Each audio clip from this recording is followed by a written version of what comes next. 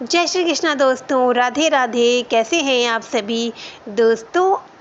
आप सभी को मेरी तरफ से दीपावली, धनतेरस की, भैया दूज की, गोवर्धन की सबकी सब हार्दिक शुभकामनाएं।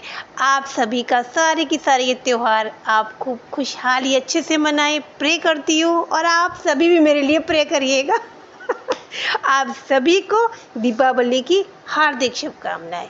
तो आज की कहानी है एक ऊँट की। जी हाँ, कहानी को शुरू करने से पहले मैं आप सभी से रिक्वेस्ट करती हूँ, प्लीज़ जो मेरे चैनल में नए हैं मेरे चैनल को सब्सक्राइब करिएगा, लाइक करिएगा, शेयर करिएगा और बेल आइकन को ज़रूर प्रेस करिएगा। और ये आपको कहानी कैसी लगी कमेंट करके ज़रूर बताया करिएगा, बहुत अच्छा लगता है तो चलिएगा अब हम कहानी को शुरू करते हैं। एक बार की बात है, एक ऊँट था। ऊँट कैमल, आप तो जानते हैं ना, ऊँट अच्छा सा सीधा सा जानवर होता है। तो उसके मन में पूजा पाठ को लेकर बड़ा हमेशा वो ध्यान में रहता था पूजा पाठ की में। वो था तो ऊँट, एक जानवर था, एनिमल है, पर उसके मन में हमेशा ये रहती थी भगवान की पूजा करें। मन में मानसिक पूजा करता था हमेशा। जब भी वो किसी मंदिर के सामने निकलता था तो वो उस मंदिर के सामने घंटों बैठा रहता था, घंटों भगवान जी को देखता था। किसी का भी मंदिर हो, हनुमान जी का मंदिर हो, श्री राम जी का मंदिर हो, माता रानी का मंदिर हो, भोलेनाथ जी का मंदिर हो, किसी भी मंदिर के अगर वो कोई भी मंदिर उसके नज़रों के सामने आ गया, जैसे वो जा रहा है कहीं, तो वहीं बैठ जाता था। तो घंटों वहाँ पे जाप करना शुरू कर देता था, मानसिक। तो एक बार उसके मन में ये आया कि ऐसा मेरे साथ क्यों हो रहा है, मैं तो एक जानवर हूँ। ऊँट अपने आप से सवाल कर रहा है कि ऐसा मेरे साथ क्यों हो रहा है कि मैं एक जानवर हूँ, और जानवर होने के बाद भी मैं अपने मन में मुझे कुछ विचार ही नहीं आ रहे सिवाय पूजा पाठ के। तो भाई वो बड़ा परेशान हो गया। फिर उसने क्या सोचा कि चलो, जब मेरे मन में ये पूजा पाठ के विचार ही आ रहे हैं तो मैं एक काम करता हूँ, मैं अपनी पूरी ज़िंदगी पूजा पाठ में लगा देता हूँ। भाई वो एक दिन बैठ जाता है तपस्या करने के लिए, क्योंकि उसको जाप करना अच्छा लगता था। वो जाप करता जाता है, करता जाता है, करता जाता है। 2 घंटे, 3 घंटे, 4 घंटे, शुरुआत में उसको 2, 4, 5 घंटे लग गए। फिर वो अपना उठा, सब कुछ जो अपना काम वाम करा, जो भी है ना, उसके बाद फिर वो पूजा में बैठ जाता। पूजा इन द सेंस अपने जाप, मानसिक जाप करता था। ऐसे ही कर कर के उसने करीब करीब करीब करीब 2-3 साल बिता दिए। और भाई फिर उसको होते हैं भगवान जी के दर्शन। ठीक, भगवान जी के जब दर्शन होते हैं तो ऊँट अपने आराध्य से ये पूछता कि प्रभु, मेरे मन में ये पूजा पाठ का विचार ये शुरू से है, ऐसा क्यों? तो उसके आराध्य भगवान जी उसको बताते हैं कि भाई तुम पहले इंसान थे पिछले जन्म में, और तुमने बड़ी पूजा पाठ की थी, बहुत पूजा पाठ की थी, बहुत पूजा पाठ की थी। पर कुछ नेकात गलतियाँ हो गई, जो भी कुछ हुआ उसके कारण तुम ऊँट बने। पर तुम्हारे मन से अपने आराध्य के प्रति जो प्यार, स्नेह, जो प्यार प्रेमी होता है, एक भक्त का अपने प्रभु के लिए प्रेम ही होता है। बस वो प्रेम तुम्हारा इस जन्म में ख़त्म नहीं हुआ, और वही प्रेम तुम्हें तपस्या के लिए तुम्हें प्रेरित करता रहा, क्योंकि तुम अपने प्रभु से प्रेम करते हो। तुमने अपने प्रभु से प्रेम किया, तुमने जप किया, बस तुम्हारा इस जन्म में वो प्रेम ख़त्म नहीं हुआ। इसीलिए वो स्नेह प्यार तुम्हारा अपने प्रभु के लिए ख़त्म नहीं हुआ। तो इसीलिए तुम्हारे मन में वही चीज़ आती थी, सिर्फ पूजा पाठ, अपने प्रभु के प्रति सम्मान, प्यार, यही सब चीज़ें, भक्ति। तुम्हारी भक्ति कभी ख़त्म नहीं हुई। वो भक्ति तुम्हारी अभी भी इस जन्म में भी उसी तरीके से तुम इस जन्म में भी पूजा पाठ करते हो। बस ये जन्म तुम्हारा ऊँट का था, है ना, तो तुमने मानसिक पूजा की। अब बताओ, अब हम तुमसे बड़ा प्रसन्न हैं। अब बताओ ऊँट जी, अब हम आपको क्या वरदान दें? भाई ऊँट तो ठहरा क्या ऊँट, अब इंसान तो नहीं था कि भाई हमें ये चाहिए, वो चाहिए, ऐसा चाहिए, वैसा चाहिए। ऐसा तो कुछ नहीं हुआ। पर ऊँट, पता है भाई, ऊँट के अंदर एक ही प्लस पॉइंट क्या था, क्योंकि वो भक्ति में लीन रहता था। ठीक, ये सबसे बड़ा पॉइंट था उसकी अपनी लाइफ का प्लस पॉइंट। अब उसने क्या किया कि क्या मांगू सोचता रहा। उसने कहा प्रभु देखो मैं ना खाने के लिए बड़ा परेशान रहता हूँ, अब फिर मैं खाने के लिए परेशान रहता हूँ तो मुझे उठना पड़ता है, मुझे खोजबीन करनी पड़ती है, उससे मेरे पैरों में दर्द हो जाता है, मुझे बहुत चलना पड़ता है। आप मुझे ऐसा वरदान दे दो जिससे भाई मेरी गर्दन खूब इतनी लंबी हो जाए कि मैं खूब दूर दूर तक भोजन की तलाश कर आऊँ और भाई कि भाई एक जगह बैठे बैठे मैं अपना भोजन कर लूँ बस और आपकी भक्ति में लीन रहूँ। तो प्रभु कहते हैं कि ठीक है भाई, तथास्तु कह दिया भाई, तथास्तु तो कह दिया और भाई उसको वरदान मिल गया। अब तो ऊँट बड़ा खुश, बड़ा हैप्पी, बताइएगा ये मिल गया वरदान, बैठे बैठे मुझे भोजन मिलता रहे, मतलब मेरी गर्दन इतनी लंबी हो जाए कि मैं आराम से भोजन की तलाश में कर लूँ, कहाँ गए कहाँ भोजन, जहाँ भोजन मिलेगा वहाँ कर करा के आराम से पीछे हट जाएगा, मतलब मैं अपनी जगह बैठा रहूँगा, गर्दन लंबी हो जाएगी। कहने का मतलब ऊँट का ये था। अब ऊँट को तो अपनी मनोकामना पूरी हो गई, ऊँट की सॉरी ऊँट की मनोकामना पूरी हो गई है ना। अब भाई क्या करें, मनोकामना तो पूरी होगी। अब ऊँट एक जगह बैठ जाता, अब जब भूख लगती अपनी गर्दन को लंबा खूब लंबा कर लेता था, इधर उधर तलाशता था कहाँ जहाँ भोजन मिल जाए, हरे पत्ते भैया जहाँ मिल जाए वहाँ वो ऊँट खा पी के टन हो के फिर अपना गर्दन को पीछे कर लेता था। अब ऐसे करते करते करते करते उसको बहुत टाइम हो गया। अब एक दिन क्या हुआ कि वो खड़ा हुआ तो फटाक से गिर भी गया, क्योंकि भाई उसके अंदर क्या आ गया, आलस से आ गया, लेजी हो गया वो तो। एक ही जगह जब आपको सच्चाई है ये लाइफ की भी, जब हमको सब कुछ बैठे बिठाए मिल जाएगा तो फिर मन नहीं करेगा ना कि अब क्या करना है, अरे ये कुछ नहीं करना, अरे इतना बहुत है, आ तो रहा है मिल तो रहा है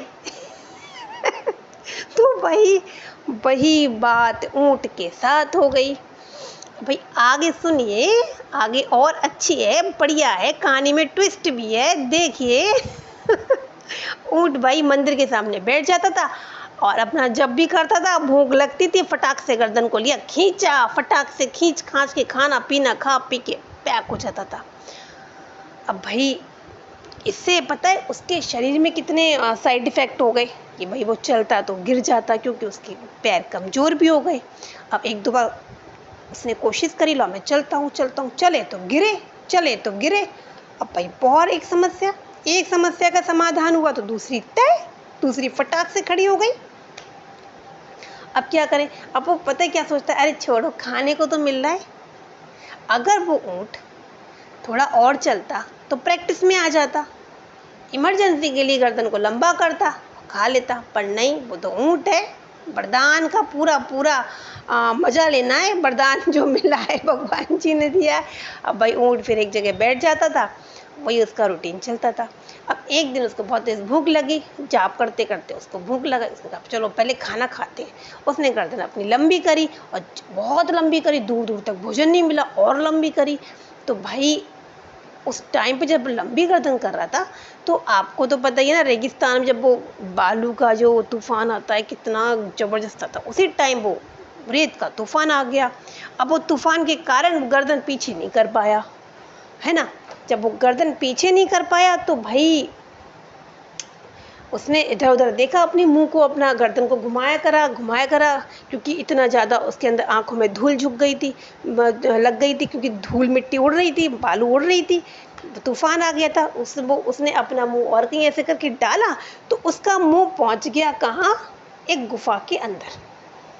भाई गर्दन लंबी थी, उसको समझ में नहीं आया, आंखों में रेत घुस गया था, उसको दिखाई नहीं दिया। उसने वहीं के वहीं जो चीज़ उसको समझ में आई कि यहाँ पे मैं सेफ हूँ, उसने अपनी गर्दन को नीचे ऐसे कहीं ना कहीं से मुंह डाला, तो उसमें वो उसका जो मुंह था, ऊँट का, कैमल का जो मुंह था ना, सॉरी कैमल, हाँ मुंह जो कैमल का था, तो वो पता है गुफा के अंदर घुस जाता है। उसने अपनी गर्दन गुफा के अंदर डाली तो मुंह गुफा के अंदर उसका आ जाता है।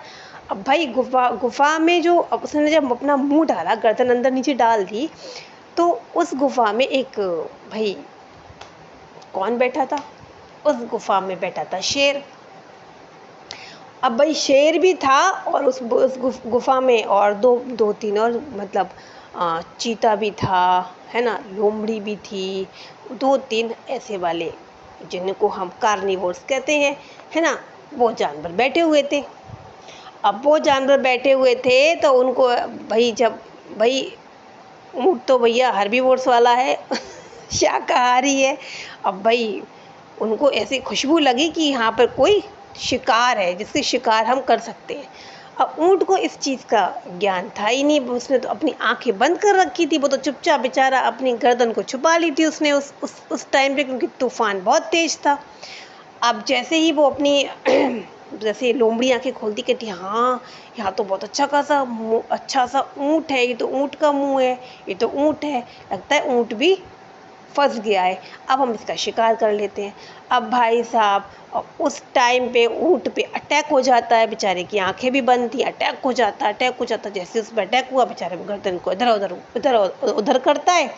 तो भाई साहब जैसे ही वो गर्दन को इधर उधर करता है तो परेशान हो जाता है, बहुत परेशान हो जाता है, खूब घुमाता है, फटाक से गर्दन को पीछे कर लेता है। तो सब भी जहाँ पे जैसे ही वो पीछे करता है उसकी चोट वोट तो लगी जाती है, मुंह में बेचारे का सारा मुंह छिल जाता है, सब अटैक करते हैं।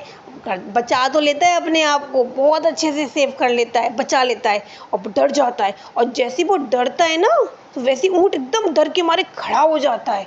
और भाई साहब फिर वहाँ से जब ऊँट भागता है ना, मतलब गर्दन तो कितनी लंबी थी, और जहाँ पे गर्दन मतलब रुक रही थी, जहाँ तक लंबी गर्दन कर सकता था वहाँ पे गुफा थी।